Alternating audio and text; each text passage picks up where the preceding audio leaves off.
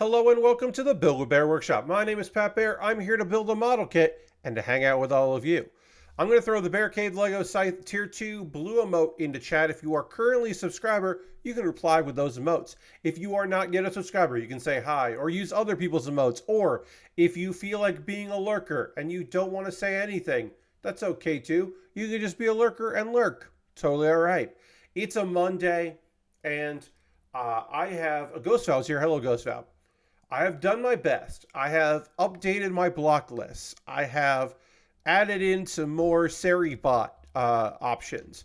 Theoretically, and we'll see if this pans out, I may have reduced some amount of spammers coming in here to say nonsense, because we had a big uptick on that on Thursday and Saturday as well. Had a bunch of people coming in being real weird. If it does become an issue, I can also turn on follower only chat, which would mean that they at least have to follow before, and then there's a little bit of a delay before they can type in anything, which I don't want to do. I don't want to do that, right?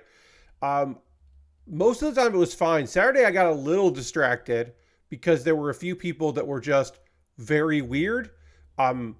Hey, Lord Crashington. I also hope for less trash tonight. So Thursday was weird because there was a person who was not a bot and not a shit stirrer.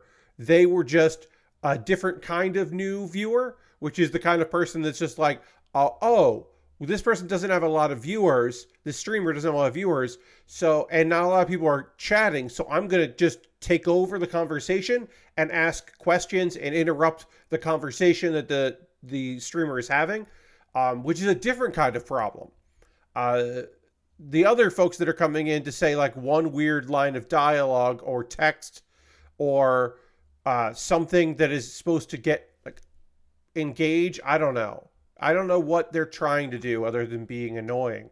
I think they want me to click on links. I just assume they want me to click on some links and have my account get compromised. I assume. I don't know. But hopefully the steps I have taken since last stream will benefit. Also, my view numbers were wild. Trash in bio. Yes, Lord Crashington.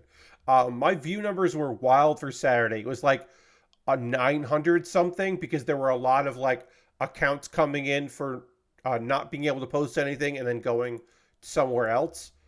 It seems like. So if they're pre-blocked, we won't have that issue. Also, not too long ago,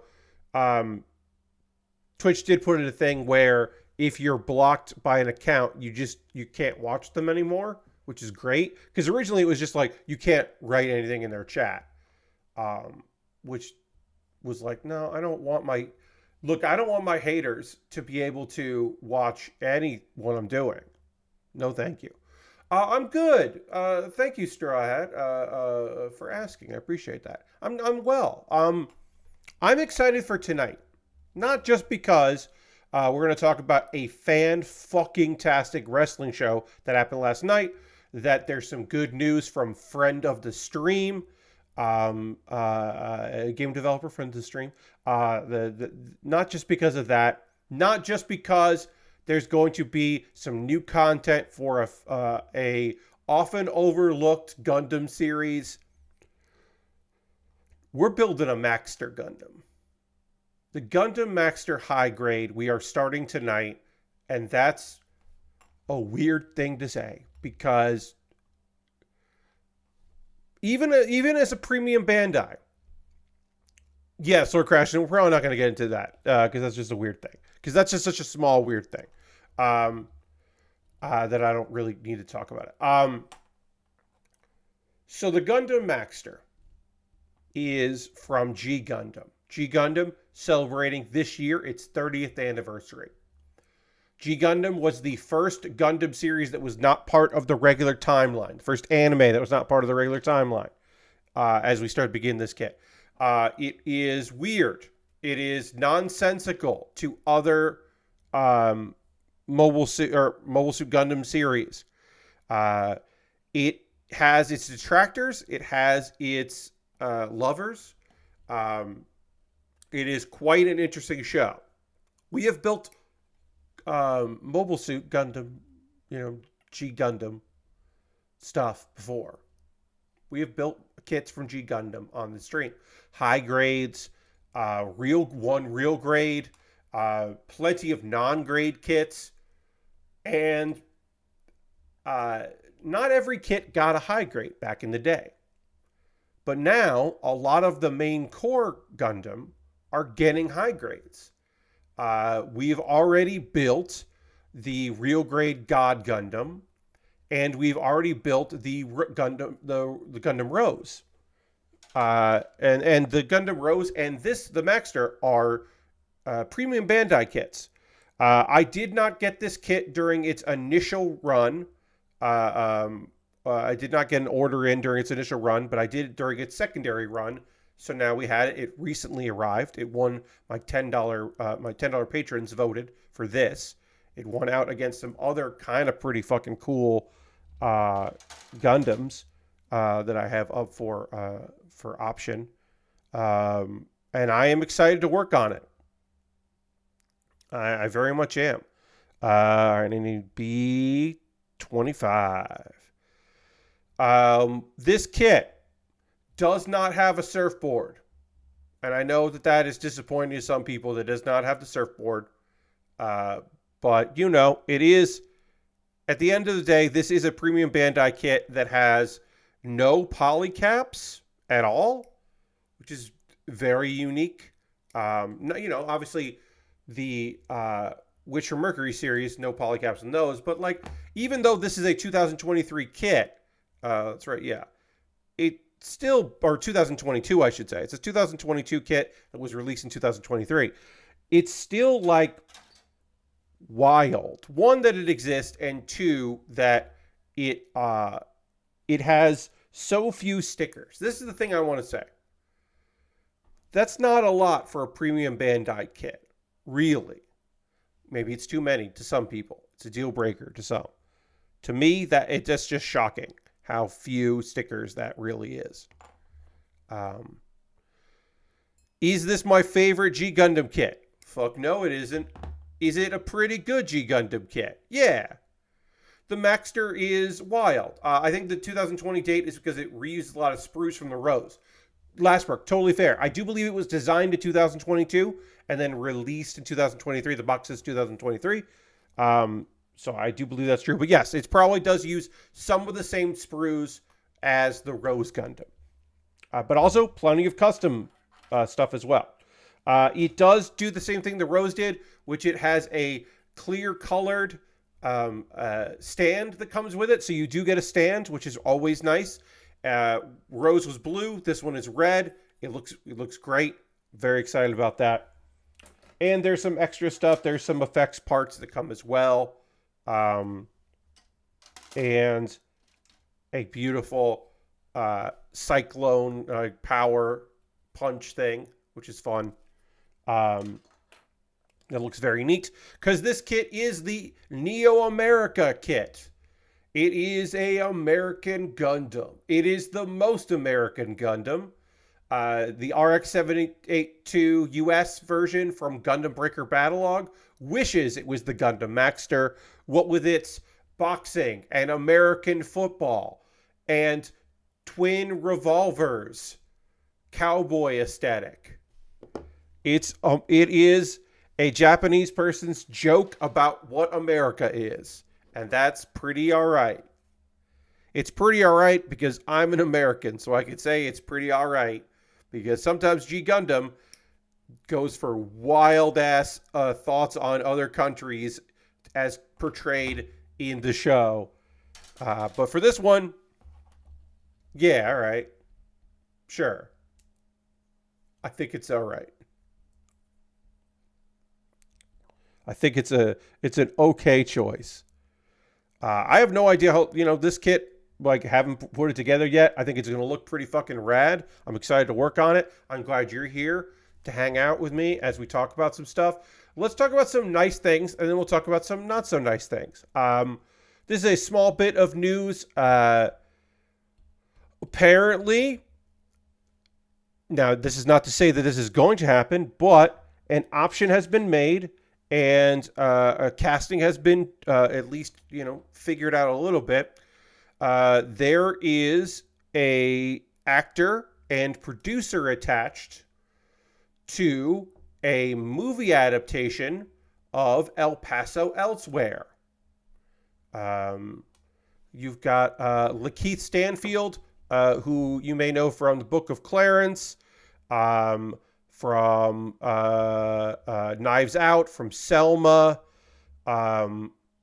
Uncut Gems, but also Sorry to Bother You, like a bunch of stuff.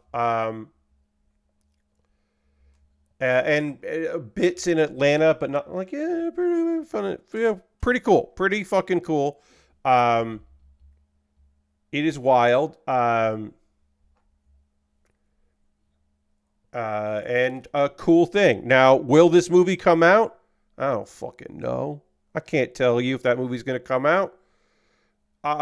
Video games that get optioned to be movies, that's certainly not a sure thing. I can say that I hope it does, because that would be wild and cool.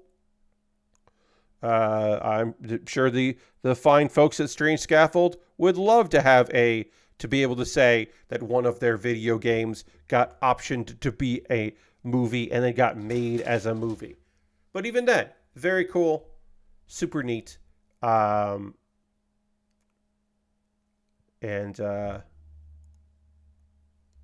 good luck to them. I think that's wild. So that's a good bit of good news. Mentioned G Gundam having some good news as well. Its 30th anniversary. As part of its 30th anniversary, hey, guess what? There's going to be more G Gundam. Now, hold on. Wait a minute. Relax. Chill out. Be cool.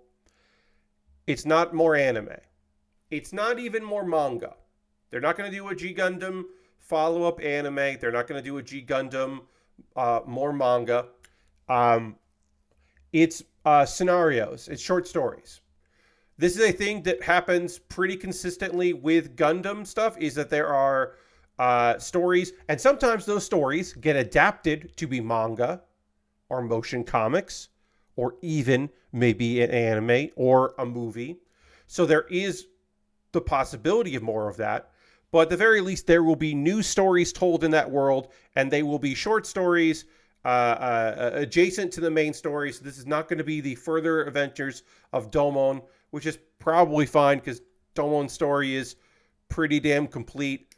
But maybe it will feature some of the people that we saw in there, like maybe some of the characters that didn't end up qualifying for the main tournament that along the way, that we'll see some of their adventures, or other folks in the shuffle that maybe get involved in some shenanigans. It could be that. I don't know. I don't know what it's going to be, but it's neat and weird. It's weird and neat that there's going to be more G Gundam stories out there. And I think that's the right way to do it. And that's pretty cool. I don't know. It made me happy to hear that, or to read that, I should say. And also, the person in charge of developing the scenarios, now that's, again, not writing them. We say scenarios, they're short stories. The person coming up with the ideas is Imagawa, Yasuhiro Imagawa, who was the general director of Mobile Fighter G Gundam. So that's fucking cool. Coming back to work on that, I think that's neat. And feels like a thing that's like, if it wasn't that, it would, it's like, yeah, it's understandable, but it's still fucking cool. So yeah, hopefully those will get properly translated. Not all of these stories do. There was a prequel story that was set after the prologue to Witcher Mercury, that took a very long time before that got officially translated. Of course, it got fan translated pretty quickly because people were really into more in that story. So I'm sure that, I can't say for sure. I assume there will also be people who are like, oh yeah, I translated this G Gundam scenario. So here you go. My assumption is there will be some people who will make sure that it's out there. Other little small news. I am working on the Gundam Maxter, which is from Mobile Fighter G Gundam. This is a premium Bandai kit that came out last year, but then got re-released this year.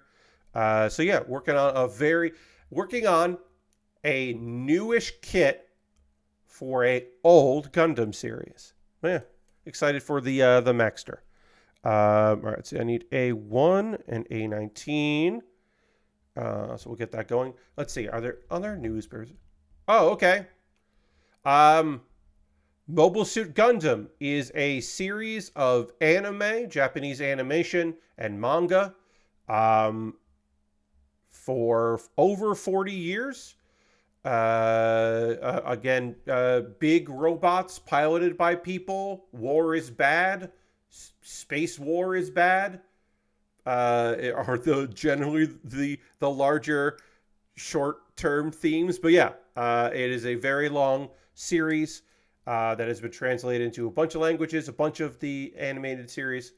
G Gundam is a fighting series.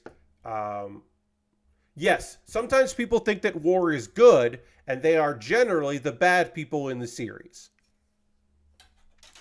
And the age-old thing that you have to remember when it comes to Gundam is it's that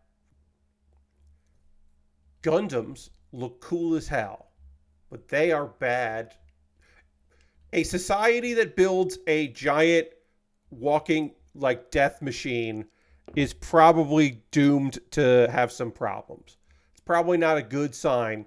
Like, you know what I mean? Generally, it doesn't work out great. But they look awesome.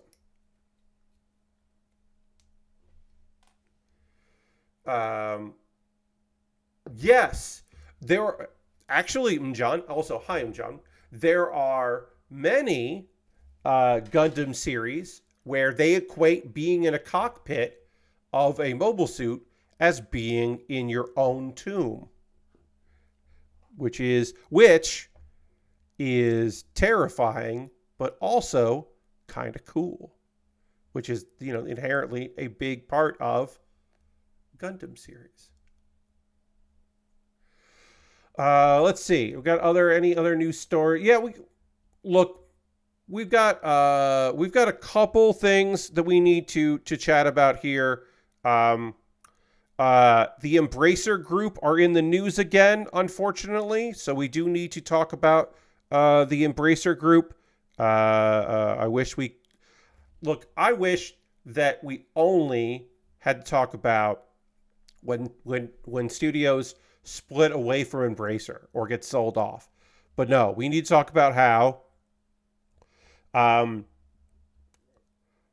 the Swedish conglomerate is decided that their best course of action would be, okay, we've got all these studios. And they do different things, and they're all good at the things they do. And the solution would be that we are going to become 3 companies. And those 3 companies are going to have different kinds of games, because maybe, just maybe, that's the thing they should have done from the start, was focus on one kind of video game and then only get studios that make those kinds of games instead of just getting any studio they possibly could. Perhaps it was a mistake. Perhaps Embracer was a mistake. So they have split, and they are moving people along their 3 companies. Asmodee, Coffee Stain and Friends, and Middle-earth Enterprises and Friends. You heard me. Middle-earth Enterprises, who are studios that don't make games that have anything to do with fantasy. And 2 of the 3 companies that they have businesses have "and Friends" in the title. And as a reminder, Embracer Group are not your friends. They do not care about you. They do not wish you well. God, "and Friends." 2 companies are called "and Friends." let's see.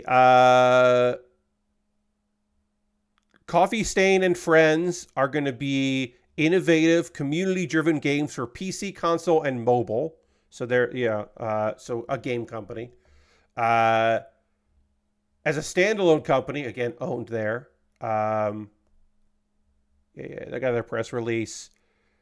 But of course, Coffee Stain and Friends are going to have premium and free-to-play games. So they're going to be they're going to focus. So this focused company is going to focus on two different kinds of games. This is Coffee Stain. I should mention Coffee Stain is the name of the company. Ghost Ship, Trazer, Tuxedo Labs, and THQ Nordic, and the Amplifier Game Investment. And so this is like Deep Rock Galactic, Goat Simulator, Satisfactory, Wreckfest, Teardown, Valheim, and 200 other IP will all be under Coffee Stain and Friends. Now, does that mean they're going to make 200 games? Of course not. They put out like 5 and canceled like 100 already. Embracer Group can be my friend, says Pazzy. If they ever release a game from any other franchise they bought the rights to. Yeah, that would be great if they actually like released any games that wasn't the Saints Row game. Because they did that, we should say. They did put out that Saints Row game. For better or worse, because I do know a couple people that ended up actually liking that game. And a reminder that Stockholm Syndrome isn't real. So they actually did just enjoy it. That's a sidebar for another time.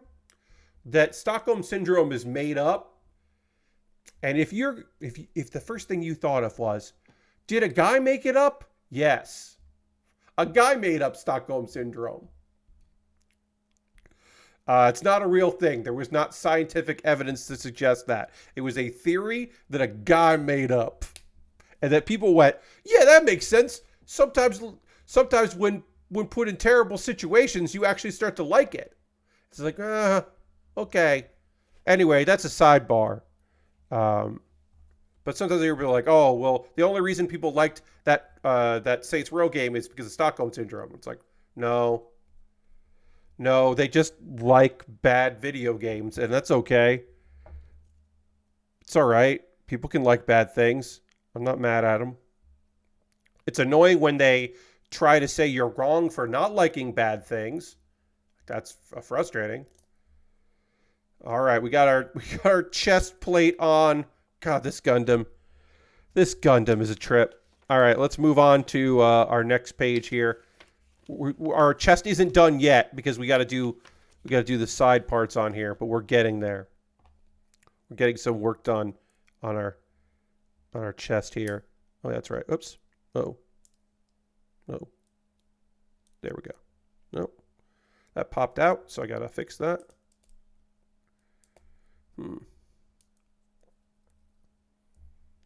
That shouldn't be like that. Yes, they embrace, but they don't release anything. They just embrace things. I've been watching G Gundam recently, and it was fun to discover the Maxter's power-up mode is somehow just removing the armor. Yes. Because it's got too much stuff on it. So then it has to become an agile, more powerful version of itself. Let me get my spudger out here. This shoulder piece is not doing what I want it to do, and so I need to pop the top off here. It is a little bit like that. Yeah. The idea is that when it takes off its training armor, then it's more agile. Then it can be more like a boxer instead of a football player. Because American sports are at the core of this goddamn Gundam.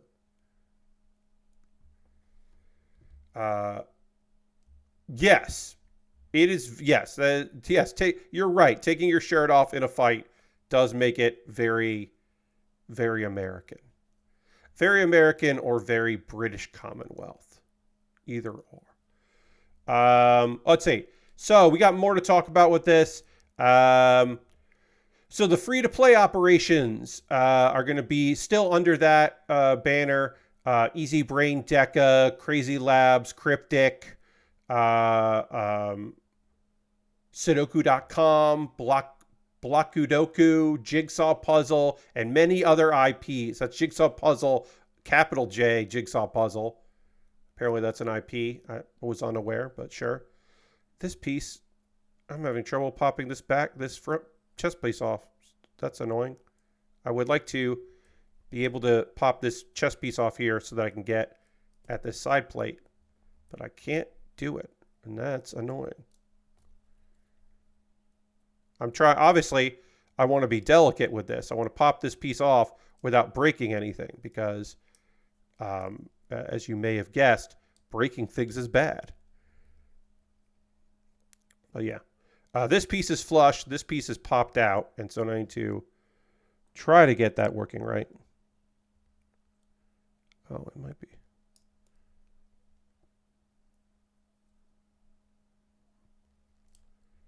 All right, that popped back in. That looks okay.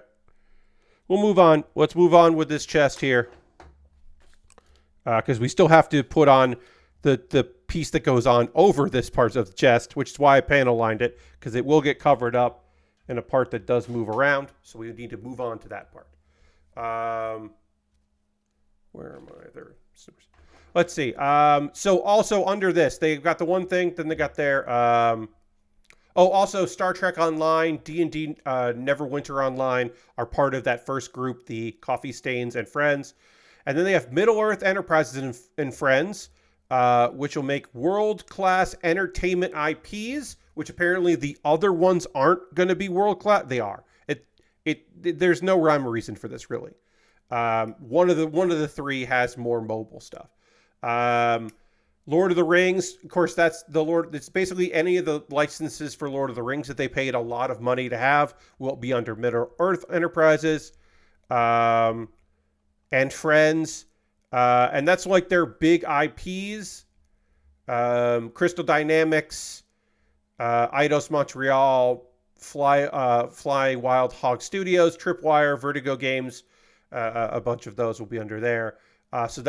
So Middle-earth Enterprises and Friends will also include such very similar to what we were just talking about properties like. Oh wait, I need 823. Sorry, we'll get that piece out. Killing Floor, Dead Island, The Lord of the Rings, Metro, and Tomb Raider, among other things. In case you were wondering, yes, they also have Tomb Raider because they have, yes, of course. Also, it kind of makes sense.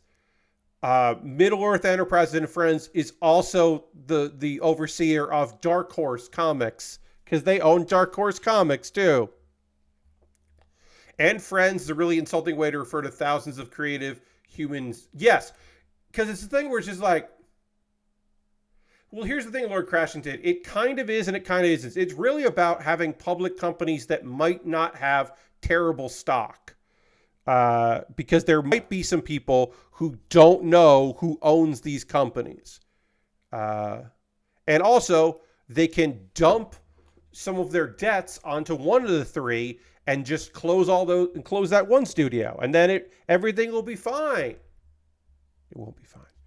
But also, I am seeing that as certainly a possibility. D13 is here. What we got here? And then Asmodee is a standalone entity, which is just the tabletop game company.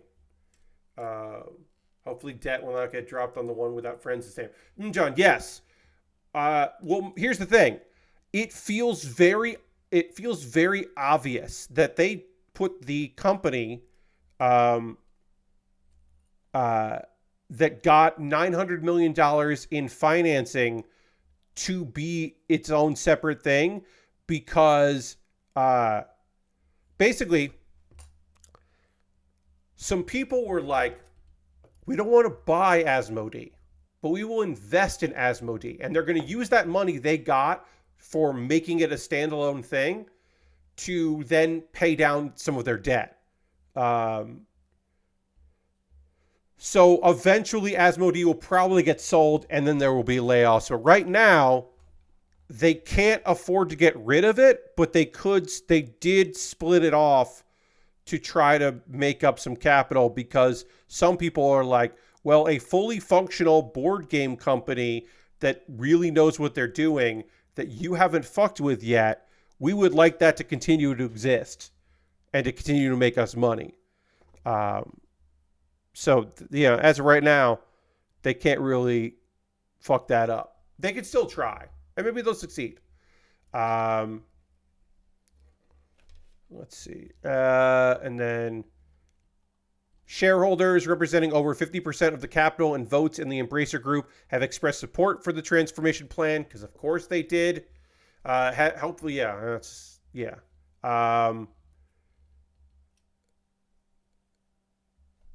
Let's see.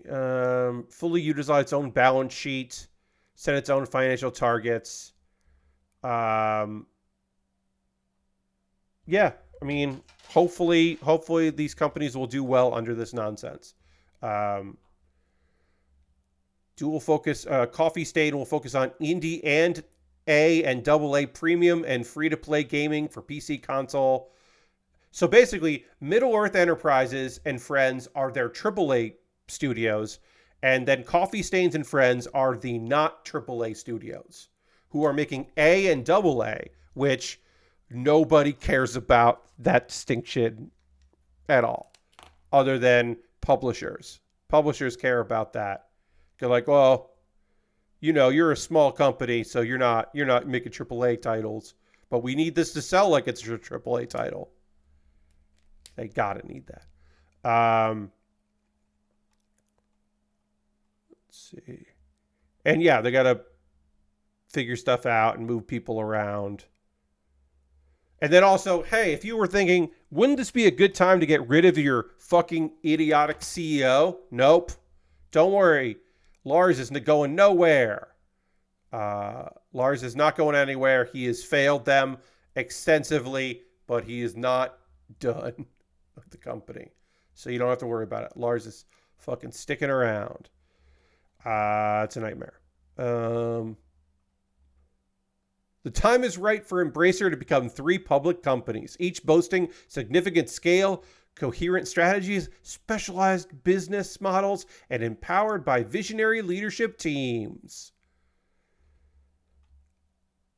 Yeah. I hope it's great. I hope it works out. I hope this allows for some of those companies to get away from Embracer. To remove their embrace would be fantastic. That is best case scenario. So now we're going to take this cool chess piece and we're going to say, no, we're slipping this part on. Let's see. Yeah. And then we're putting this piece on there. Slip on. Come on. There it is.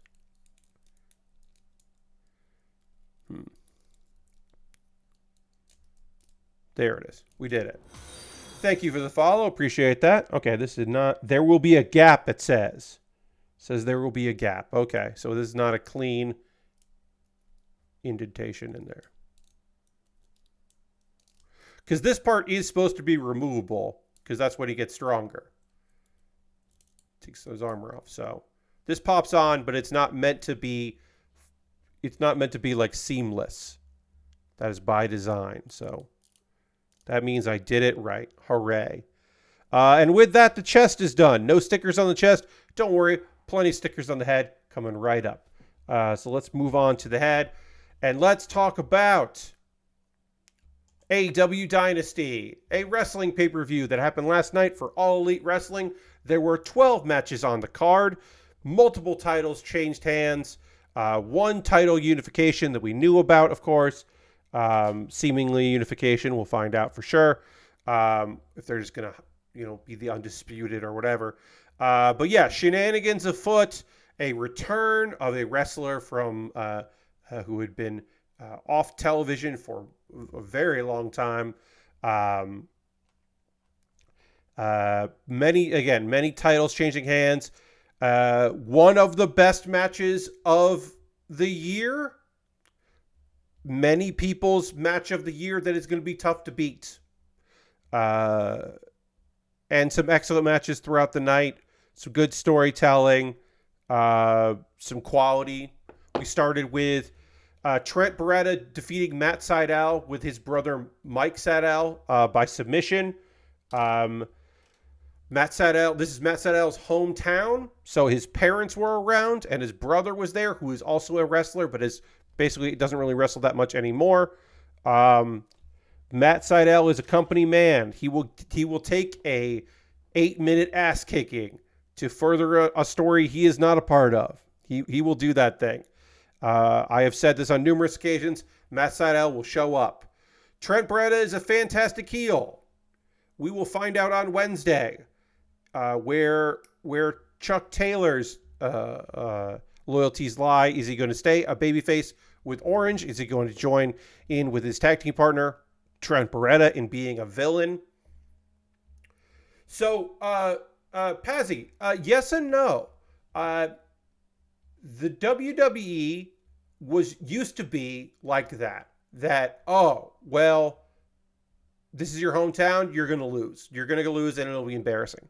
AEW, for the most part, isn't that way. And I will say this, WWE isn't always that way. They often are still, but they have changed over the years, and they are not as much about that life.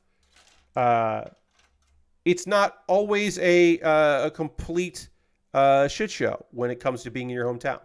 But honestly, Matt Sydal is just a guy. They're doing a story with Trent. It was a good match. Speaking of that story, on the other side of it, his opposition in the ongoing storyline is, of course, with Orange Cassidy, who, with his tag team partner of Shibata, defeated Shane Taylor Promotions. That's Shane Taylor and Lee Moriarty, with Anthony Ogogo in their corner and also on commentary. And that match was fine. I mean, I can't say too much negative about a match that features Shibata being awesome. Yes.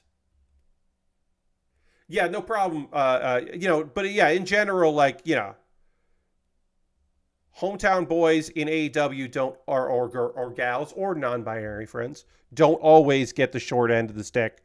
They often do, but they don't always there. It's a little different.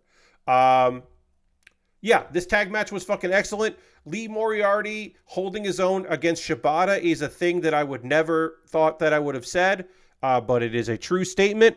Lee Moriarty looks better every time I see him. He is a young man with so much upside. He can wrestle his ass off. He's great on promos. Good looking kid. It is a shame that they have taken so long to do something with Lee Moriarty, but they are, and I appreciate that. Mysterious Utility, thank you for the follow. Appreciate that. But yeah, solid tag match.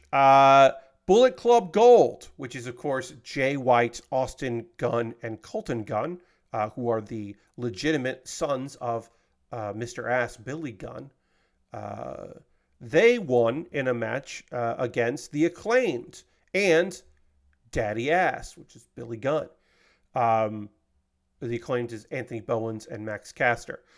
Bullet Club Gold were and continue to be the Ring of Honor 6-man tag champions. Their opponents, the Acclaimed and Daddy Ass, were the Trios champions in AEW. And they have unified those belts, I guess, or they have winner took all.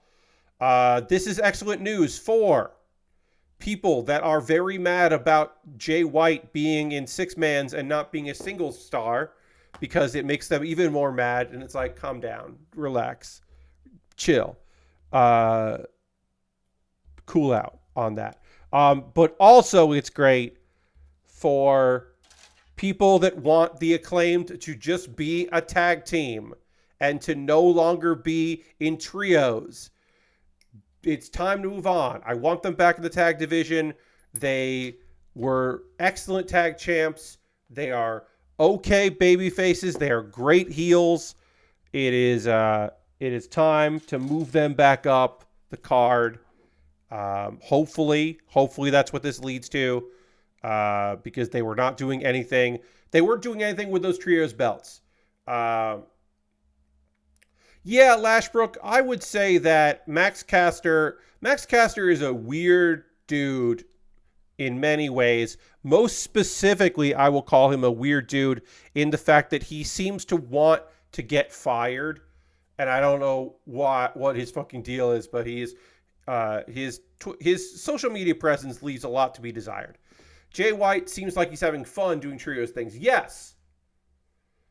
Oh, God. His MJF match was a mess, and a bunch of people should be held responsible for that, including Jay White, for being too cool with what was not good, a not good match. That they should have known going in was gonna be bad. Jay White seems to be having fun with the Guns, of course, with Juice Robinson when he was healthy. Get well soon, Juice. But yeah, he seems to be having a good time. It's a low pressure deal. He was a baby face that still was mean, who was clearly not a baby face, and that was fun. And he can be a real piece of shit when he wants to. And now that they have those belts, hopefully the next people they feud with, they'll be able to be nice and fun bullshit heels against them. One can only hope. But yeah, I hope the Acclaimed do some tag shit, or a singles run for Anthony Bowens. That also would be nice because Anthony is a fantastic wrestler and a good person. Okada, the first match of the main card. Okada defeated Pac to retain his Continental Championship. I have one friend in my life who loves Pac, the bastard Pac, so much. He loves Pac so much, and he's right for it. And he was like, well, this is Pac's first pay-per-view back since he was injured. So he's going to win because he's coming back. Why would they have him come back if he's not going to win? And I had to tell him, because Pac doesn't lose much for losing to Okada. But if Okada, who had just won that belt on his first defense of that belt, lost, it would be bad. It would be a bad thing. Whereas Pac can bounce back. He can do other things. Supposedly, Rey Fenix is due to be back in AEW any day now. So you could have those two, you can have them and the three of them reform Death Triangle, which I think would work out pretty damn good. Have Death Triangle face Bullet Club Gold. That would be some good shit. That would be fun and good. Just fan booking there. But yeah, Pac wasn't going to win this. This was a great match. It was a great opening match. A lot of people who only knew Okada from his recent New Japan runs don't remember I like to have fun and be a shit heel Okada. They did not remember that.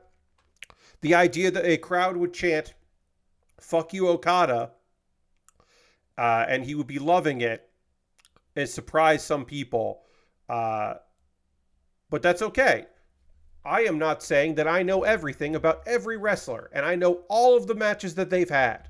I am not saying that at all. I am clearly saying, I'm not trying to imply that I am the end-all, be-all when it comes to knowledge about professional wrestling and professional wrestlers.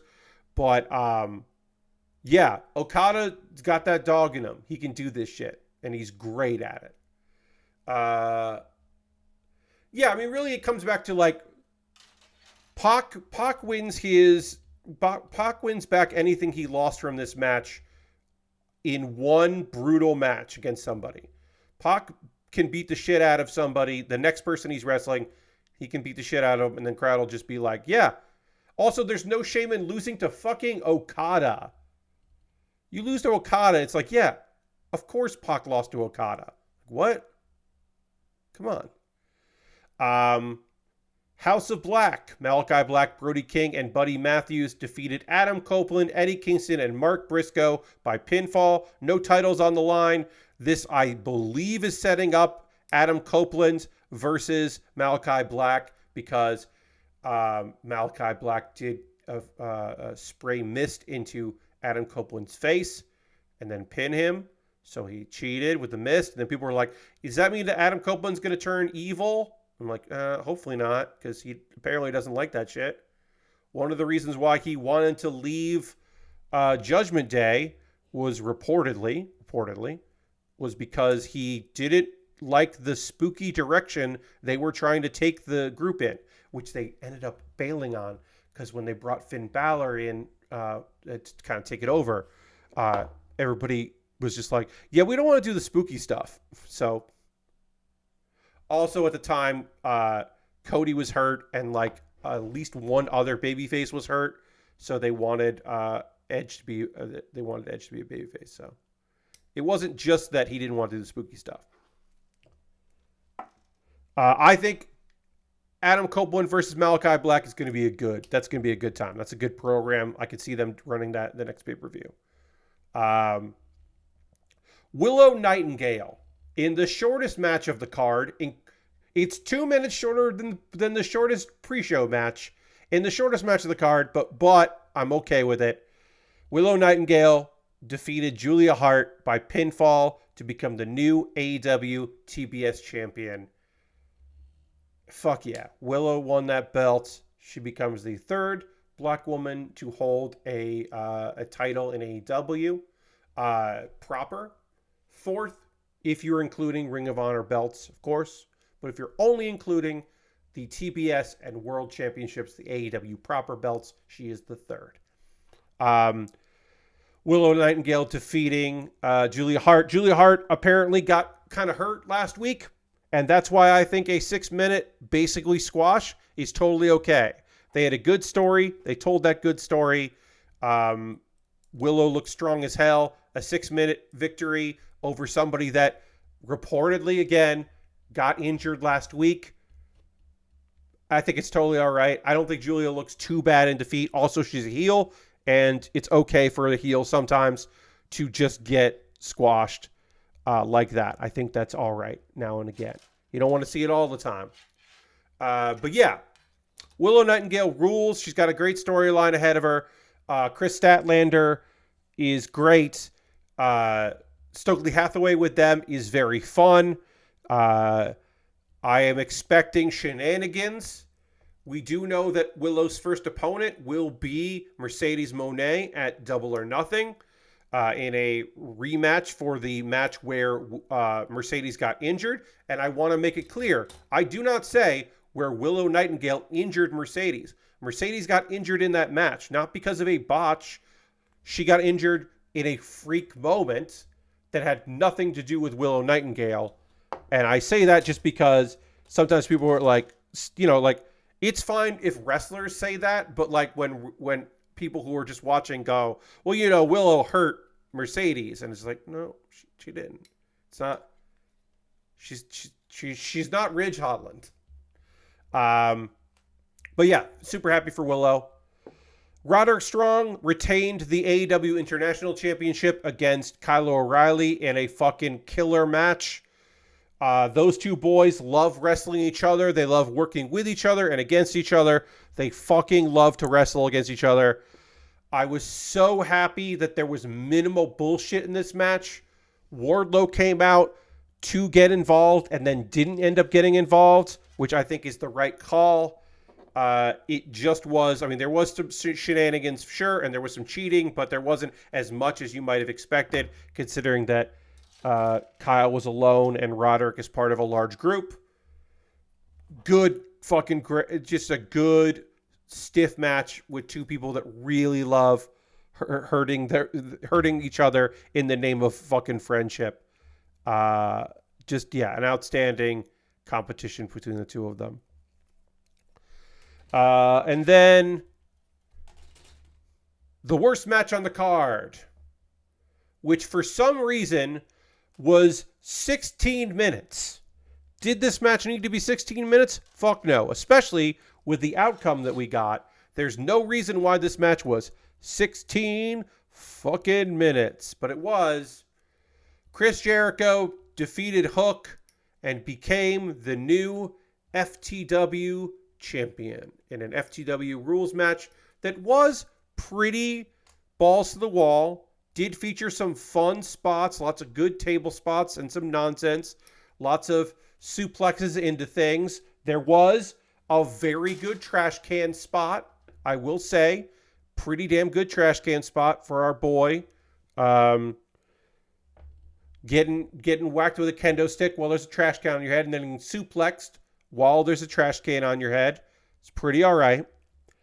I am not a big fan of Jericho, period. Modern day Chris Jericho, not a big fan of. This version of Chris Jericho, I understand what they are doing with it. That does not mean that I have to like it. And in fact, I don't like it. I would like Chris Jericho to fucking take a fucking vacation. And he just seemingly will not. He refuses to take time off. Is a weird thing to say, I guess, but I wish that his band was more popular so that he would go on tour. Because I try not to be a hater. There are plenty of things out there that are not for me, but might be for other people. But when it comes to Chris Jericho, this version of Chris Jericho, no thanks. I'm good with this version of Chris. Don't need him. The only good thing about the Learning Tree / Lionheart Chris Jericho is that he doesn't come out to Judas, and then the crowd doesn't sing Judas anymore. And that's great. And that's the only thing. That's my positive take. Chris Jericho being the first champion legitimized that company. It made a lot of sense. They do not need him with titles. Even him winning the Ring of Honor title. Him carrying the Ring of Honor title around and then challenging former champions of Ring of Honor to showcase the legacy to people that weren't aware of that company, that didn't follow that company. I grew to really like that, especially with Claudio beating him for the belt, which felt like a big goddamn deal. And Claudio Castagnoli has not always felt like a big goddamn deal in that company. Am I doing this right? I can't tell if I'm doing these shoulders correctly or not. I think I am. I think I'm doing these shoulders right, but we'll find out. Yeah, Jericho doesn't really need to be there anymore. Yeah, and him winning against younger talent to eventually put them over, I guess, he's all right, but for the most part, it's bad. I think MJF did very well in his program with him, and arguably probably did the best of anyone in his program with Jericho. And I think everybody else has suffered greatly for it. Timeless Toni Storm defeated Thunder Rosa for to retain her AEW Women's Championship in, I'll say it, a surprisingly fucking great match. And I shouldn't say that because Toni Storm rules. And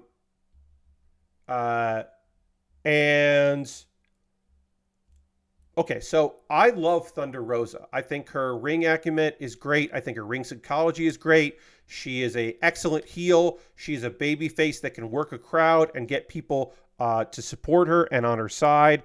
I think that she is phenomenal at it. She's very fucking good. I will say, she has not looked incredible since she came back from injury. She was out for a very long time with injury, and some of her matches coming back have looked good. Her match with Lady Frost looked fucking fantastic, but some of her matches have been kind of sluggish. And I'll say this. I love Toni Storm. I love Timeless Toni Storm. One of the things with Timeless Toni Storm is that she hasn't been the kind of wrestler that Toni Storm can be in matches because she's got a very strong gimmick and she plays into that gimmick. She's an actress playing the role of a wrestler in the character instead of a wrestler who is an actress, if that makes sense. So she's like doing a thing and she's very good at the thing she's doing. The storyline where Rosa has gotten to her the way no one has, and like Rosa kind of forced Toni Storm to be a fucking wrestler, to be Toni Storm and not as much Timeless. This match was fucking heavy and great. It, obviously, I think it's Toni's best title defense she's had, because I think her match with Deonna wasn't as good as it could have been because it was still kind of gimmicks. Side note, Deonna Purrazzo, who is fucking fantastic, is a great heel. They won't let her be a heel in AEW. She suffers for it because people will just go, well, she says she's a virtuosa and she's technically so proficient. I don't see it. And it's like, yeah, she was a heel lying about that. Deonna Purrazzo is a good wrestler, but she wasn't the best wrestler in TNA. It was part of her character that she would say that she was the virtuosa. And it doesn't work as well as a babyface. So I'm looking forward to her fully turning heel. Hopefully in a program with Rosa. It would be nice if they fought more. In the match of the fucking year, move aside, Dark Sheik versus Sonny Kiss, my favorite match from anything from Mania Week. My condolences to the wonderful Miyu versus Miyu from Tokyo Joshi Pro Wrestling's first show this year. My match of the year right now, shockingly, I know, is Will Ospreay versus Bryan Danielson. Bryan Danielson. I say D-Bry sometimes. I don't mean to. Bryan Danielson versus Will Ospreay was 32 minutes of fucking capital W wrestling. There was mat work. There was counters upon counters. There were situations that happened where you were like, oh, I don't know what the fuck. I just kept typing fuck. Controversial pick. Yes. It's incredible. It is marred only by Don Callis on commentary, who mostly shuts up, which is nice. That's a small thing. The big thing that mars it is that no one will tell Bryan he can't do this anymore. And I'm not talking about wrestling. I'm not talking about going hard, because they went fucking hard. I'm not even talking about in the matches doing moves that make it look like his neck is fucked up because the man had to retire because of his fucking neck. So maybe we could stop doing this. No, I understand that Bryan Danielson is going to keep doing bad and dangerous neck spots. He's going to keep doing it. And the people he works with are going to, as safely as possible, protect his neck and protect him. And I fully respect that and believe that is the case. However, on big matches, I am very tired of the plot line or story beat of, oh no, is Bryan hurt? Is his neck broken? Is this it? Is he going to have to retire early? Oh no, what happened to his neck? And in this case, it's Will Ospreay hurts him, doesn't see the referee call for the doctor, hits a move, does his finisher, which looked actually, honestly, very safe compared to the Storm Driver 91, and wins. And then after the fact, as he's celebrating, recognizes, oh shit, what happened? Oh no, what happened? I think that is clever and interesting, except for the part where every time Bryan does it, I'm like, welcome. Thanks for the follow. Appreciate that. I'm like, fuck you, Bryan. And I know that some people are like, ha, he got you. It's effective. I understand that. But at the same time, fuck off with that shit. I don't need it. I don't need to see Bryan Danielson. I say it wrong all the time. I don't need to see Bryan Danielson shaking. I don't need to see him do the shakes anymore. I'm sick of it.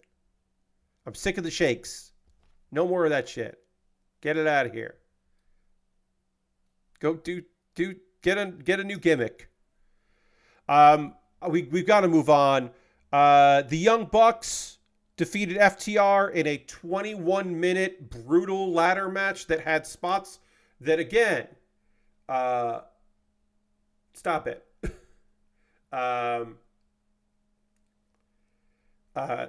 There were ladder matches here that I would describe as ill-advised. Like, don't do a pile driver on a ladder, a vertical ladder. What are you doing?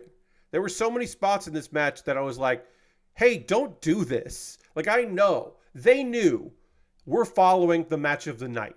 We have put ourselves following the match of the night. We are going to have to do the crowd is not going to be up for it. They are going to be exhausted. We are going to have to do things in order to get them invested in the match. And, besides the fact of having a long time. I understand that. I appreciate that. I get that. But also, the fuck. Jack Perry's back. Jack Perry is back. They're playing up the idea that he is not welcome. Thanks for coming. They're playing up the idea that Jack Perry is not officially an employee still, because in New Japan he ripped up his AEW contract. They're playing that up. I think that's fine to play that up. I'm happy to see Jungle Boy back in this nonsense. No, thank you. And then the main event, Swerve Strickland with Prince Nana defeated Samoa Joe to become the AEW World Champion. We now have our first Black World Champion in AEW. Swerve Strickland, this was the time. Look, I love Samoa Joe. I love Samoa Joe so much. Samoa Joe is a credible threat. He is a monster. He is so smooth and so good. He is a bad man that people love. And I think that is fantastic. I'm so thrilled for that he got a run with the belt, Samoa Joe, in his later years of his career. I think that they could bring him back in at any time and heat him up and it will be fine. But it was Swerve's time. Swerve in his Black Panther gear, just looking so great in his Jimmy Rave robe. Jimmy Rave of the Embassy, wearing that goddamn robe, coming to the ring, looking like $1 million, fighting his ass off. Could that match have been a little longer than 18 minutes? Yeah. Was it a solid 18 minutes? Fuck yeah, it was. It was great. There were moments where I was like, oh no, oh fuck no, Joe is going to win this. Oh no, Joe is going to win this. He didn't. In the end, it was Swerve. People don't know what is his first opponent going to be. I'd like to see it be Joe. I want to see Samoa Joe demand a rematch. I want to see them run it back at Double or Nothing. I think that's the money because they got a pay-per-view in a month. AEW is not necessarily used to that. I think that's the way to go. Overall, AEW Dynasty, not a lot of flash. They told the stories they wanted to tell going into it. Not a crazy set or anything. Not a lot of bells and whistles in production. Great quality matches. A long card. A solid-ass show. A match of the year in it. And some other high-quality matches on the card. Overall, hard to argue that wasn't a... I'm sure there are some people out there that didn't like the show. And maybe their reasons are valid, but... it was pretty fucking fantastic. Yeah. Yeah, if you're going to keep Joe champ, you don't have Swerve face him in this show because Swerve did not need to eat another big championship loss and then rebuild. So if they weren't going to take the belt off Joe, then they needed to pick a different opponent. So I appreciate that they did it. They put it on Swerve. It was his time. All right, our shoulders are done. We can panel line this before we move on to working on the arms, but we got to do a thing. Folks, there are some folks here who are new. There are some people that have been here for months and months, people that have been here for years, and some folks that this might be your first stream. because you're coming in. You may be a real person. You may be a bot. You may be a real person who acts like a bot. But if you are a real person and you are a new viewer, welcome. Welcome to the Build with Bear Workshop. This is the pause for the cause. This is my break that I take halfway through the stream, where I will talk to you about ways you can support what I do here. Everything I'm going to tell you is optional. None of these things are necessary. You don't have to do any of these things, but if you wanted to, it'd be great. You being here means the world to me, honestly, legitimately. But if you were like, I would like to help support what you do here, Pat, beyond just watching, that would be lovely. If you wanted to, I'm going to give you ways to do that. I'm going to give you a bunch of options, too many options possibly.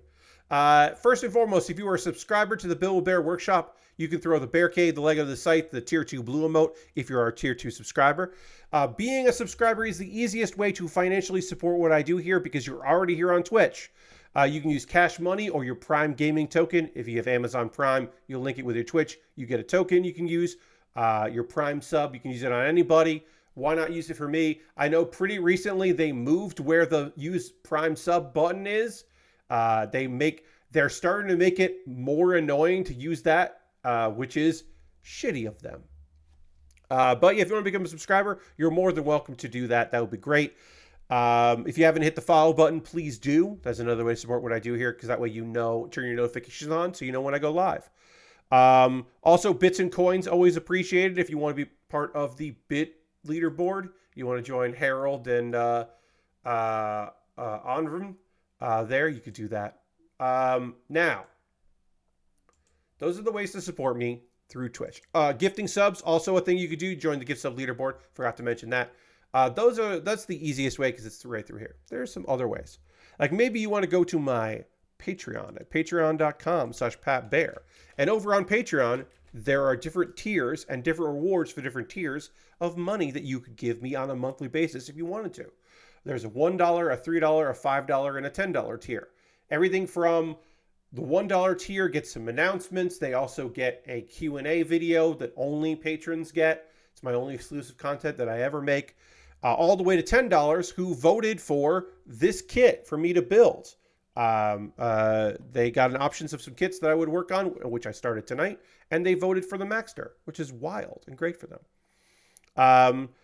I also have a YouTube channel, youtube.com/PatBear. Obviously, going to my YouTube means that you are, hopefully you're going to subscribe for free because it's free to subscribe. But also there's a membership there because maybe you are deep in the Google ecosystem and you're like, well, I have accounts set up on there, so it would be nice to give you a membership there. If you become a member, $2 a month, you get my Wednesday videos on Tuesday.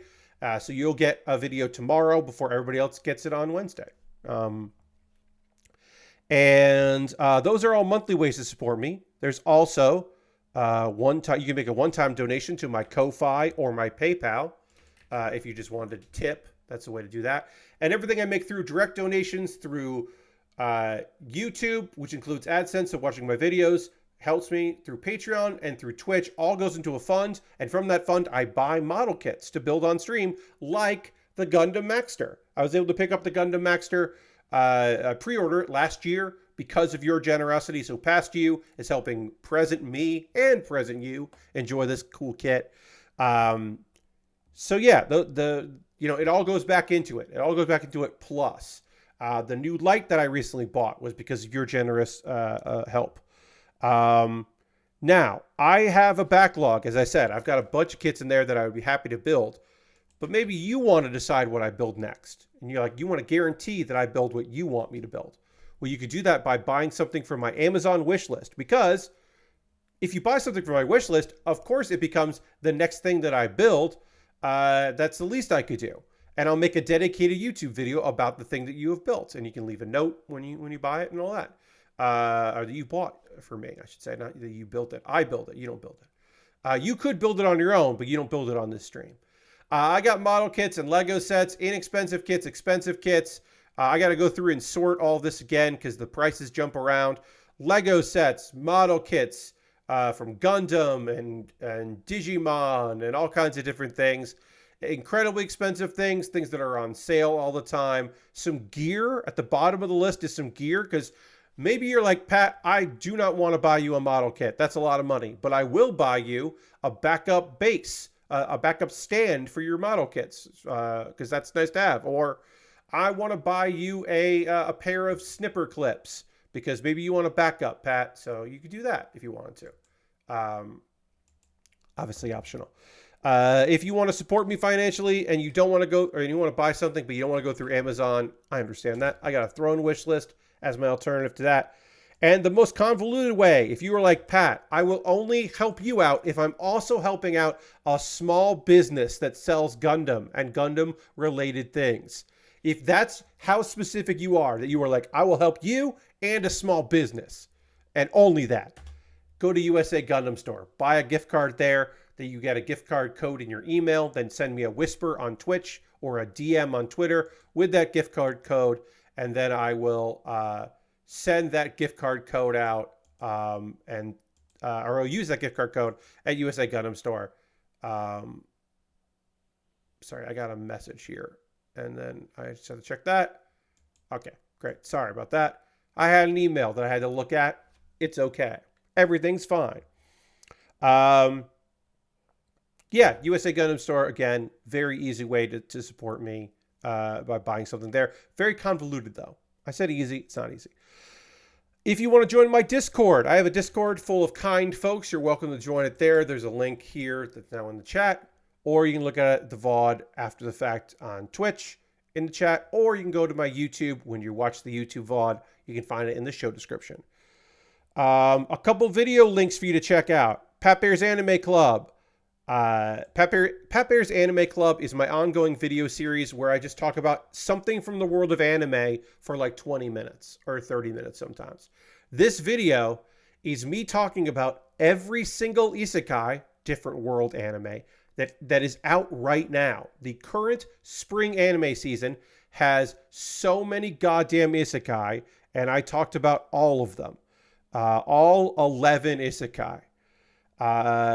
And if you want a shorter video, if that video is too long for you and you want to check out a under a minute, a short that I made, you can check out my latest episode of Kuma Bear, which is my weekly series that comes out every Wednesday, where I, in under a minute, try to sell you on an anime that I think is neat.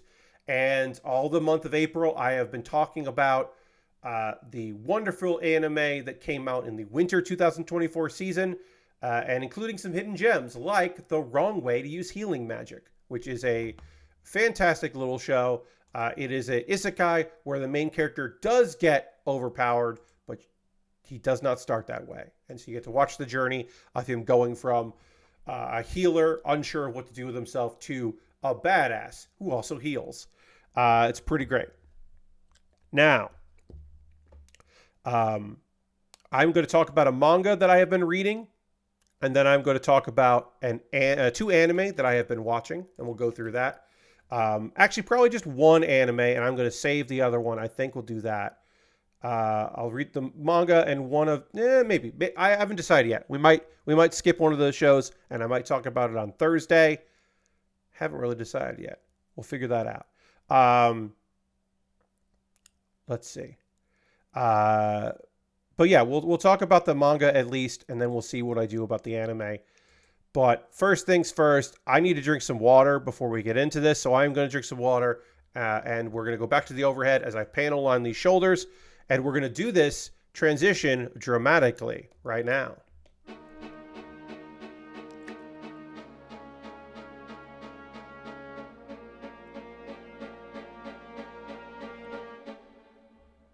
All right. Let me tell you about Revolution in Production with the Blessing of the Gods. Now, by this title, you can make some assumptions. You can make an assumption that this is a manga based on a light novel, and you're right. It's got a long title. It's probably based on a light novel. And you can make the assumption that this is a manga that is an isekai. And you're right, it is. When you hear about gods, that's usually a good indication that we're dealing with an isekai, a different world anime. And that is true. this look, I have described a series like this numerous times. You, as I describe this, you might be like, oh, I know that anime. Wait, it's not that one, because it's not that one. This is I please believe me, to my viewers who have been with me for many moons, I am not describing a manga that I have already talked about, but it is similar. Our main character was worked for a black company. He was a corporate slave, guy. Uh, did his job, did what he could, but he died. Uh, and he meets a bunch of gods. Sorry. So yeah, he meets the creation god, and the creation god's like, yeah, I'll put you in this world. There are gods here. It's a fantasy world. Pick what you want. There are different gods that control the different blessings, and you can get a different star rating, and we'll help you out. Just let me know what you want to do. You want to be a warrior, you want to be a healer, like whatever you want to do. And he's like, I kind of just want to farm. Is there a god of agriculture? And the creation god's like, I mean, there is. This nobody asked for this. He's blessed farmers before, but nobody straight up just asked for that. So the god of agriculture is like, you seem cool. I will give you a lot of blessings. And then also, because he's like, this god is so touched by someone wanting to be blessed by him that he's like, hey, other gods, help this guy out. I need him to survive. We're going to put him on a land that really needs to be turned into a paradise. And we're going to set him up good. But like, if there are monsters or something, or like an army attacks or whatever, like he's got to be able to defend himself, right? And he should be like wise and have a lot of mana to be able to do all this, right? So he basically like kind of sad puppy dog's eyes this god into the other gods being like, yeah, all right, I'll give you a blessing. Yeah, okay, that sounds good. And then other gods who weren't even around are just like, well, is he going to make wine? Well, yeah, he'll probably make wine. All right, he gets my blessing. And so this dude just ends up with like, we have an overpowered main character because he was just like, I want to be a farmer. Which is, I think, very cute. It's a fun little gag in this. So he ends up on a peninsula. It's not an island, and he struggles at first, but he starts increasing his agriculture, and then pretty much immediately he has some visitors. Some elves show up, and the elves are just like, we were escaping persecution. This place seems great. Can we stay here? You're blessed by the gods in a really interesting way. And then should also say they wanted to trade with him, and then he healed them, and he seemed very benevolent. And they were like, we would love to stay here with you as our king, obviously, because you are clearly strong. And he was like, oh, I mean, I guess. So then the number of people that are just like, hey, we heard this place was cool and that you're not mean to demi-humans. Is that true? And he's like, yes. All right, well, we'll live here. Like, dwarves are hanging out now. They left their mining jobs. This is a place for elves who lost in the war to find home. There are apparently, there's one part of this that's weird. There's a lot of cat people that showed up that were just like, hey, the cat women are the ones that are like, hey, do you have a wife yet? Would you want to have a wife? And then the elves are like, no, wait. He's going to marry our queen, obviously. There's a big wedding. He marries a bunch of them. And in one of the best chapters, he's like, oh, well, we're kind of gonna do things like I made some rings. We're kind of gonna do some things in where I come from. So he wants to have like a traditional wedding, which they're not necessarily used to, like a ceremony. And he's like, well, we should pray to the gods, and we'll offer them a meal because we made all this food.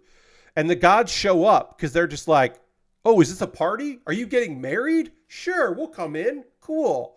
And this is where we learn, and our main character learns, that gods don't just show up and hang out. And everyone who was there for the wedding is like, wait, these are gods? Yeah, no, we don't meet the gods. Who are you? How special is our king?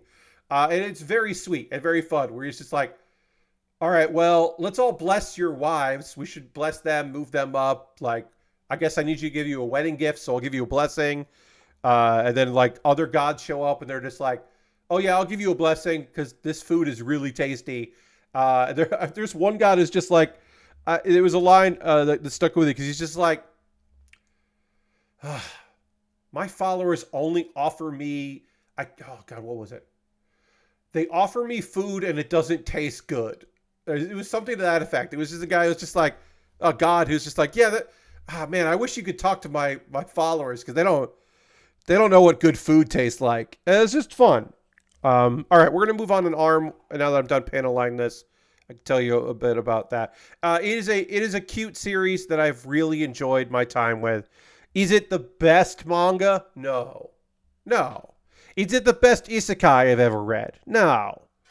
Is it fun? 100%. It is a very fun and silly little series. It's enjoyable. We are now at the point where a lot of these people that have become members of this kingdom, they are trying to branch out. They're trying to have a military to protect themselves and protect the town.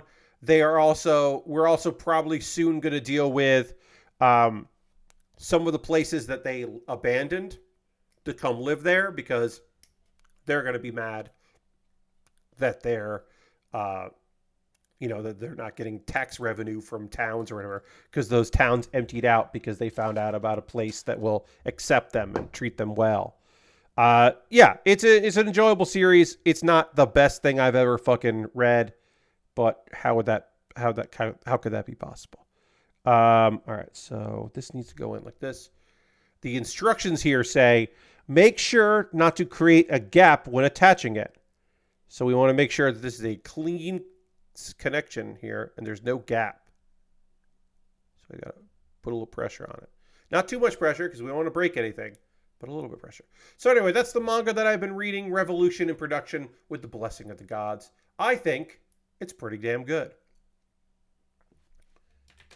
Now, we're going to talk about one anime that I have been watching. Well, which one? Which one should we talk about? Should we talk about both of them? Should we not talk about that? I really like the idea of the main character, just a normal, unselfish, and very nice person, which is so unreal that it warps reality around them. Yeah. That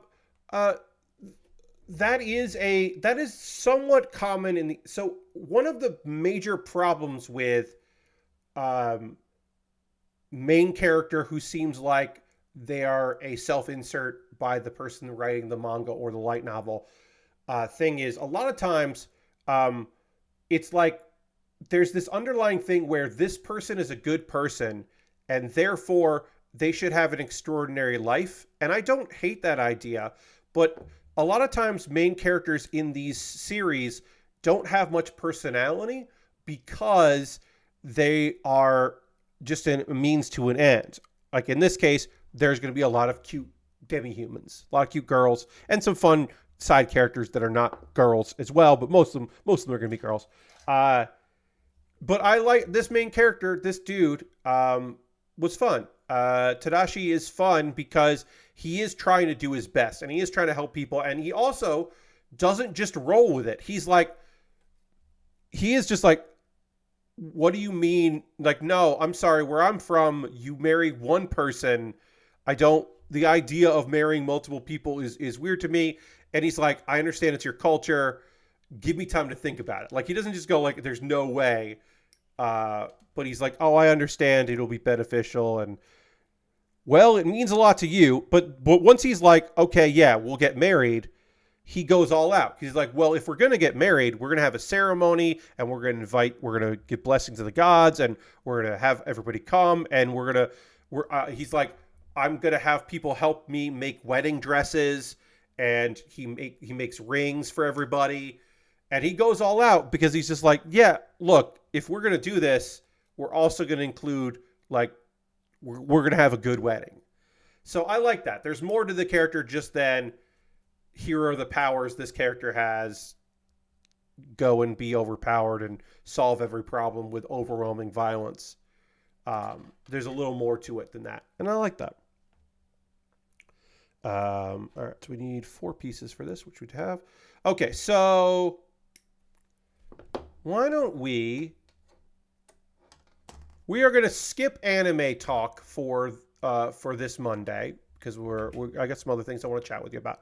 And so then I will talk about episode 2 of Whisper Me a Love Song another day. I'll probably do episodes 2 and 3 of Whisper Me a Love Song on Saturday. Or I don't know. I'll get caught up on that. And Kaiju number 8, episode 2, I'll talk about on Thursday. Let me just save that description. Yeah, I'll just do that on Thursday. We'll skip anime talk for 1 week. I think that's okay. I don't think that's going to hurt anybody.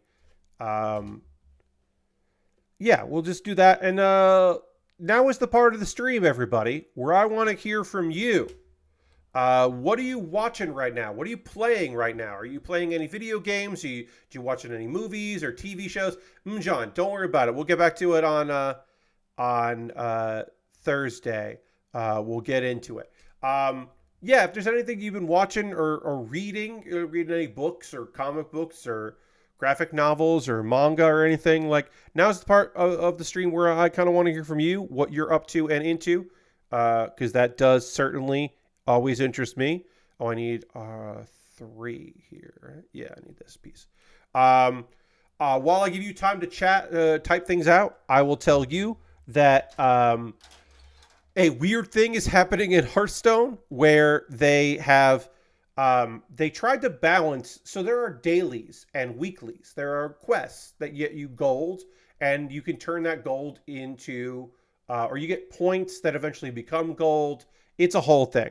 Because obviously it is a free-to-play game with microtransactions, and they want to encourage you to spend money, or they want you to keep playing because also Hearthstone needs you to keep playing even if you don't spend any money, so that the people that want to spend money have opponents to play against at various levels. So they need to, it's a balancing act.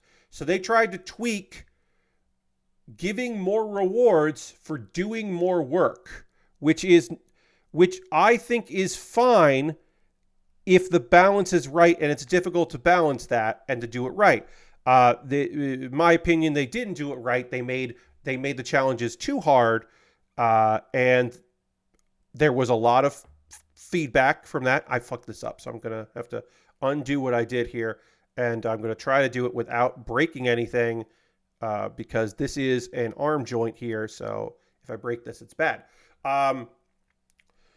So in my opinion, they kind of fucked that up, and some of the quests are way harder than they need to be. There's just way more things you have to do, and so they're tweaking it, but it has made for a little bit, like yesterday or today, new quests came out, and this was the first change, which they have kind of fixed, but haven't really fixed. And I was just like, okay, sorry, I have to make sure I'm doing this arm correctly because it's going to be a pain in the ass to fix it. All right, so I think it has to go like that. I think I did this right. Oh, but I turned the part. If I turn the part, sorry everybody. I will read what y'all are writing.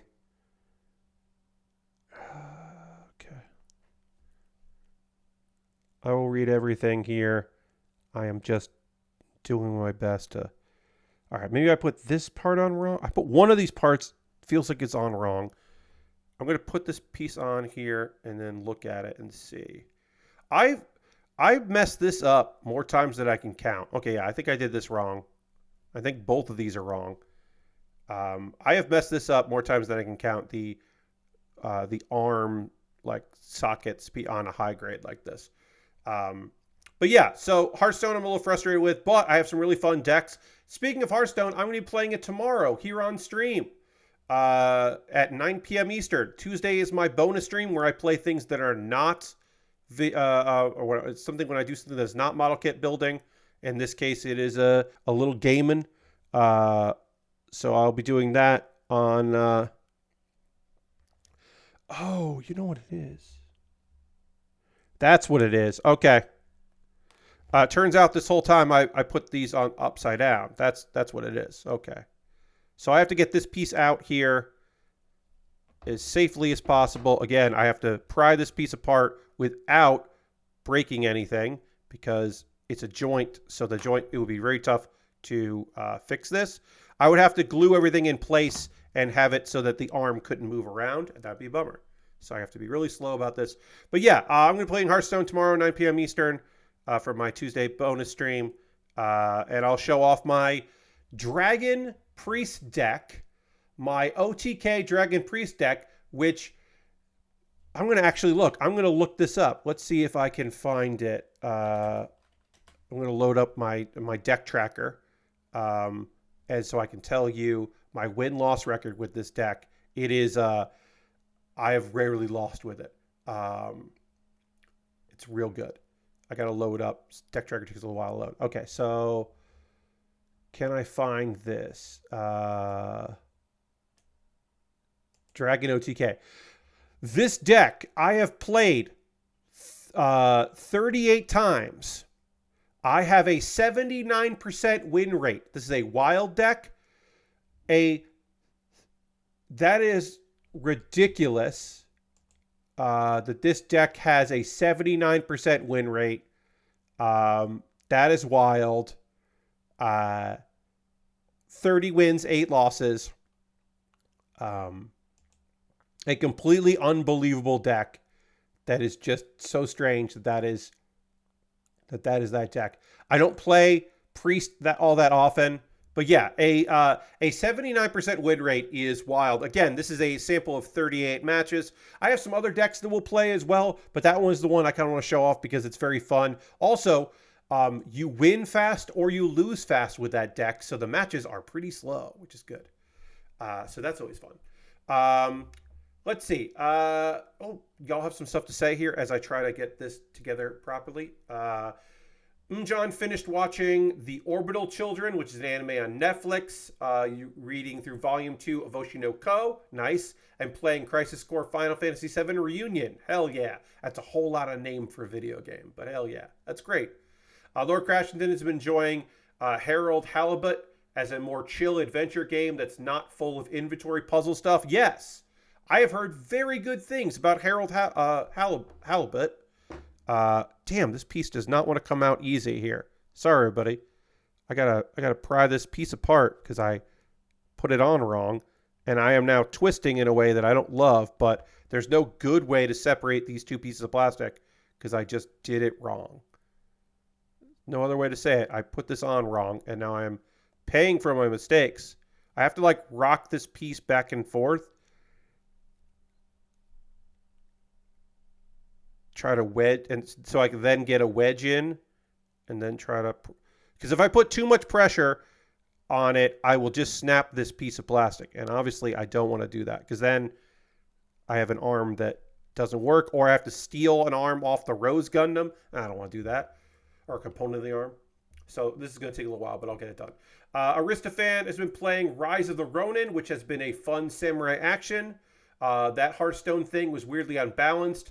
I'm about 2/3 through season 1 of Sailor Moon. Just met Jupiter. Hell yeah. I love her. She's so great. Such a great characterization of just a tall girl that is very girly, but is perpetually afraid that people think that she is a tomboy and that her height is an advantage, but also a disadvantage for just a young lady. She's got a great characterization. Paisy has been recently watched through a lot of Gundam, Turn A, Recco, and Witcher Mercury. Turn A's characters and story really worked for me, and now I am on the lookout for Turn A Gunpla to set next to my gun tank. It's fun. Some of the back parts of that kit, like the rocket boosters, are weird. Of the Turn A Gundam, but it is a really fun build. The Master Grade, which is old, obviously, comes with a cow in the chest cavity, and that is just a fun thing. Ghostfowl says, got back from Command Fest yesterday after playing a lot of Magic. Hell yeah, Ghostfowl. Still slowly going through the IDW Transformers, and also still cleaning up 100% file for Elden Ring. 90% first run done. Hell yeah. Hell fucking yeah. God damn it, I can't remove these pieces right. Oh, I'm so frustrated with myself with this.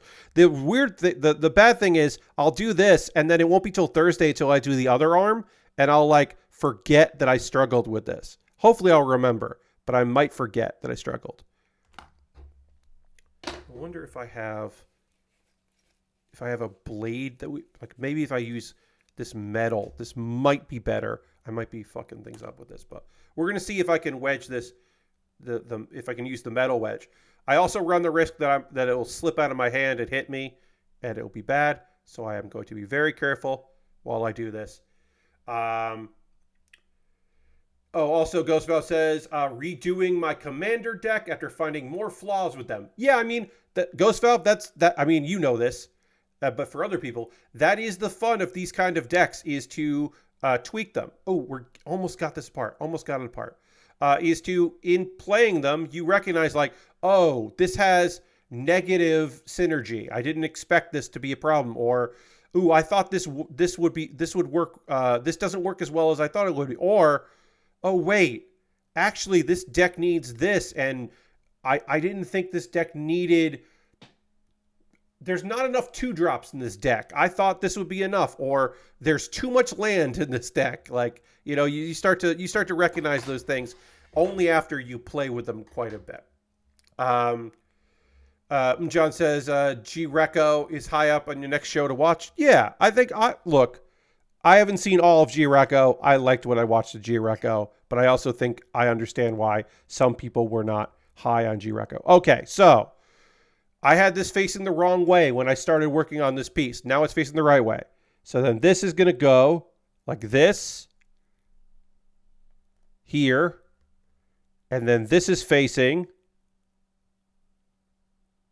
like that here.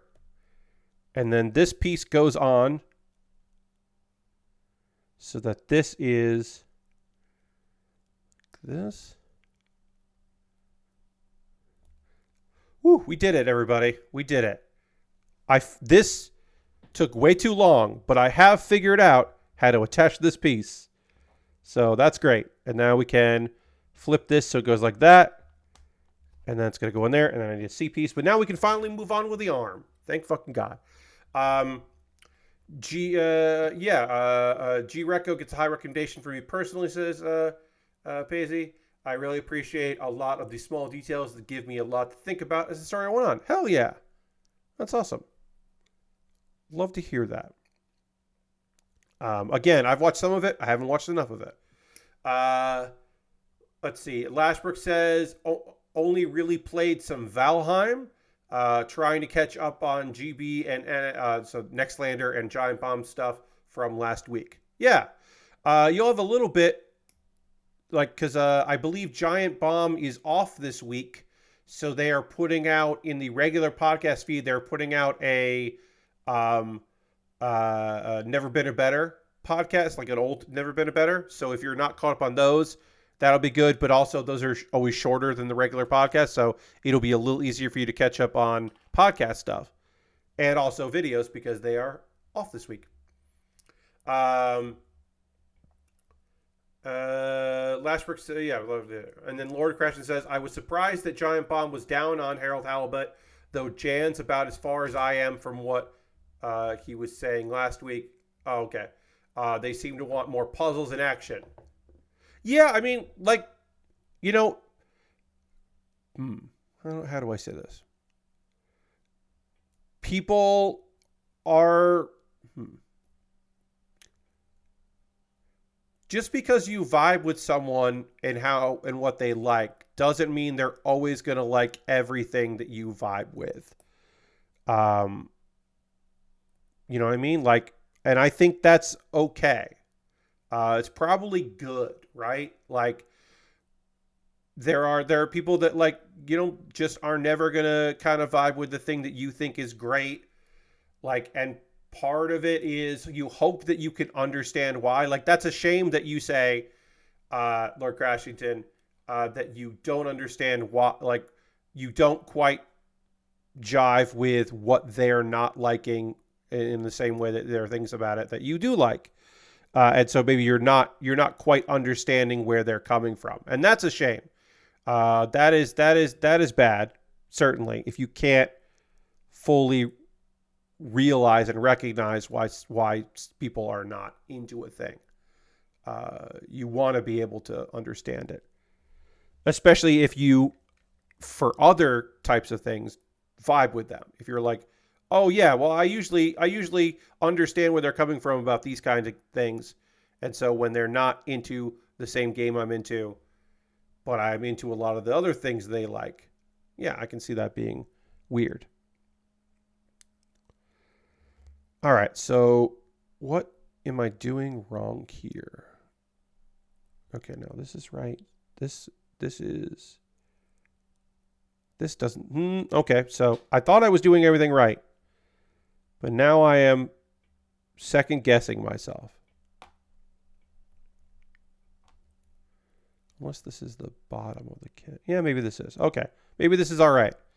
Maybe I am doing this correctly. I don't know. Sometimes I'm just confused about model kits. You know what I mean? You don't think they articulated their opinion well, though Jan was the only one that played it. Yeah, well, there you go, right? So, like, I didn't do, just here in that conversation, I didn't do a good job of really articulating what I was trying to say. I don't think, anyway. I think I was kind of rambly about how you're bummed when you vibe with somebody and the kind of games they're into, and you're like have similar thoughts on some things, and then they throw out an opinion that you're like, wait, what? That doesn't mesh with what I think you like about things. Maybe other people will play it, uh, and you'll have some other thoughts to compare to, but also it might be time to look at what other people are saying about the game, right? Like, what if what Mary Kish thinks about it, because maybe Mary has played it because she plays a lot of games that might find that, or or yeah, if Mahardy has had thoughts on it. Maybe Jeff has checked it out. Maybe tomorrow on the podcast you'll hear Jeff's thoughts on the game. I don't know if he's played it. Tomorrow could be interesting because we'll hear Jeff's thoughts about a former gamer gator turned quote unquote legit website that mentioned him in a tabloid-esque story where he definitely where Jeff was identified as a streamer and dad and not a gamesman. Very strange. Strange times. I mean, Jeff is a dad, and the story that Jeff was told, oh, she's literally playing it? John, yeah. I mean, like, I didn't know that, but also I probably could have guessed that she would be checking it out. So we'll learn what Mary's thinking. Yeah, I haven't heard anybody else talking about it since I don't expect Jeff to play it. I don't think Nextlander has time to talk about it much, and they're off this week. Yeah, so they might talk about it. I wonder if Kato would play it. Kato would like that game. Actually, honestly, that could be a game that Patrick has checked out. You can at least see if NoClip, not NoClip, what am I talking about? NoClip. You can at least see if Remap is going to mention it, because I could see them checking that out. All right, so why can't I get this piece to fit on? Like, what side of this is this on wrong? That doesn't feel right. This doesn't feel right. So I definitely have done something strange, because unless it's not fully seated here. All right, so that doesn't work. Let me flip it over. That doesn't work either. No, that doesn't feel right.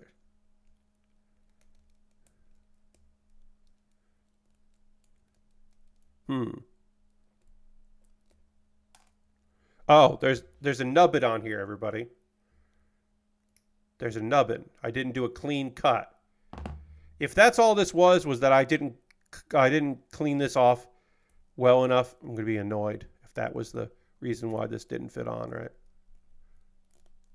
That was the reason. The reason was me, everybody. If you're wondering what the reason was, it was me. I didn't properly clean up one of these pieces off of the sprue, and therefore it didn't fit right. So that's fun. That's fun for me. Lord Crash, oh, sorry, John, I was reading above. I definitely don't expect Dan to care about it. Totally, Lord Crash, and totally true. I'm going to hit the dance button because that has been requested via channel points. Thank you for using your channel points for the dance button, John. Hell yeah.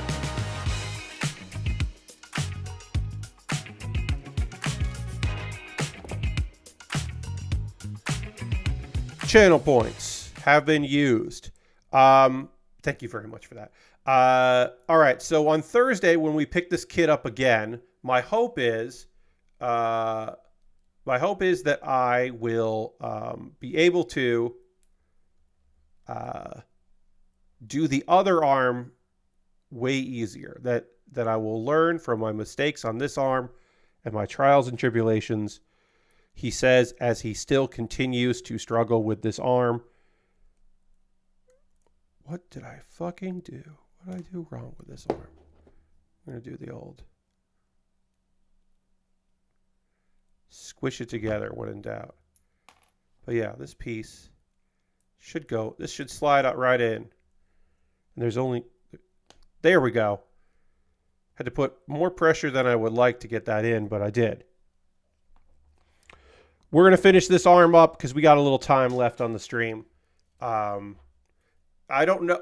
I don't remember all of the songs. That would be a tough one for me, John, would be to do a tier list of all the songs because I don't remember all of them and I don't keep all of them around. I would have to dig through.